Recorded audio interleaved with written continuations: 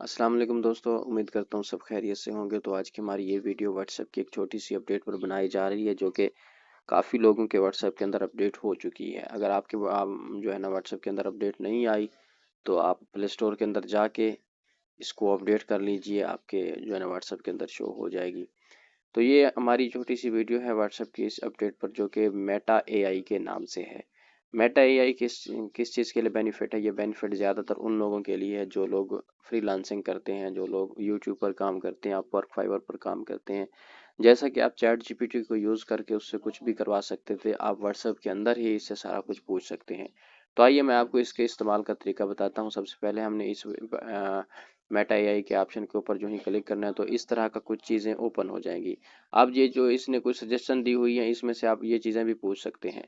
अगर ये चीज़ें आप ना पूछना चाहे, कोई अपनी मर्जी का सवाल है, वो भी आप पूछ सकते हैं। जैसे कि मैं इससे ये पूछता हूँ कि राइट एन आर्टिकल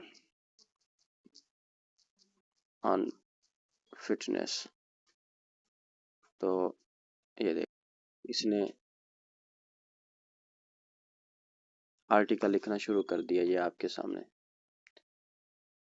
उर्दू में।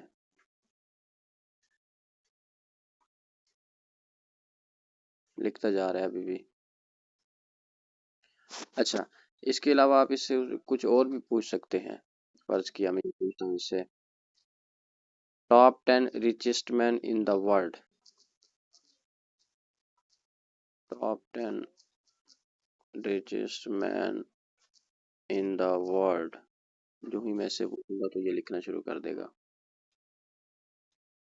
ये देखिए।